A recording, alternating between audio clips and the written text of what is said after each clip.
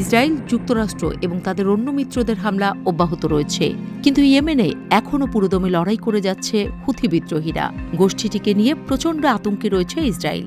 গাজায় হামাস এবং লেবাননে হিজবুল্লাহর সাথে সংঘাতে নিজেদের সফল দাবি করে ইসরায়েল। কিন্তু ইয়েমেনে হুথিদের সাথে কিছুতেই পেরে উঠছে না নেতানিয়াহু বাহিনী। ইসরায়েলে হুথিদের একের পর এক আক্রমণ চলছেই। শুক্রবার ভোরে ইয়েমেন থেকে ইসরায়েলি লক্ষ্যবস্তুতে একটি ক্ষেপণাস্ত্র নিক্ষেপ করা হয়। ইয়েমেনের ক্ষেপণাস্ত্র হামলার ফলে মধ্য ফিলিস্তিন এবং পশ্চিম তীরে ইসরায়েল অধিকৃত অঞ্চল জুড়ে সাইরেন বেজে ওঠে। আনুমানিক ভোর ৪:৩৫ ক্ষেপণাস্ত্রটি অধিকৃত ফিলিস্তিনি আকাশসীমার উপর দিয়ে এসে পৌঁছায়। এর ফলে ইসরায়েলের প্রধান শহর, বসতি, অধিকৃত শহর এবং অধিকৃত এলাকায় সাইরেন বেজে ওঠে। এর মধ্যে রয়েছে তেল আবিব, অধিকৃত আল কুদস, রামাত গান, রিশন লেজিওন, পেটাচ টিকভা এবং বেইট শেমেশ সহ অন্যান্য অঞ্চল।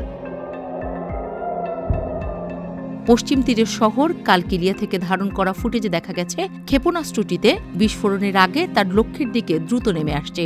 সরাসরি বিস্ফোরণের স্থান বা শার্পনেলের পতনের রিপোর্ট এখনও পাওয়া যায়নি।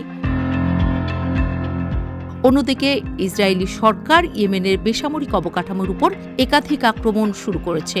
সানা বিমানবন্দর, হুদেইদা বন্দর এবং বিদ্যুৎ ও জ্বালানি সুবিধাগুলোকে টার্গেট করেছে। ইয়েমেনি সামরিক বাহিনী ইসরায়েল ছাড়াও আমেরিকান এবং ব্রিটিশ আগ্রাসনের বিরুদ্ধে সংঘর্ষে জড়িয়ে রয়েছে। হুথি যোদ্ধারা যুক্তরাষ্ট্রের অত্যন্ত মূল্যবান ড্রোন ভূপাতিত করেছে এবং নৌযুদ্ধে তুমুল প্রতিদ্বন্দ্বিতা গড়ে তুলেছে। গাজায় ইসরায়েলি আগ্রাসন শুরুর পর থেকে লোহিত সাগরে উত্তেজনা বিরাজ করছে। সেখানে ইসরায়েলগামী বাণিজ্যিক জাহাজগুলোয় আক্রমণ করছে ইয়েমেনের হুথিরা। হুথি যোদ্ধারা ইসরায়েলের রাজধানী তেল আবিবের কাছে গুরিয়ন বিমানবন্দর এবং জেরুজালেমের দক্ষিণের একটি বিদ্যুৎ কেন্দ্র লক্ষ্য করে হাইপারসনিক ব্যালিস্টিক ক্ষেপণাস্ত্র এবং জুলফিকার ক্ষেপণাস্ত্র হামলা চালায়। হুথিরা ইসরায়েলে হামলা থামাবে না বলে জানিয়ে দিয়েছেন রেভলিউশনারি কমিটির প্রধান Mohammed Ali al Houthi. Israel হুথিদের ক্ষেপণাস্ত্র ঠেকানোর ঘোষণা দেওয়ার পর তিনি কথা বলেন। সামাজিক যোগাযোগ মাধ্যম এক্সে মোহাম্মদ আলী আল হুথি বলেন, ইসরায়েলে হামলা চলতে থাকবে, গাজায়ও সমর্থন অব্যাহত থাকবে।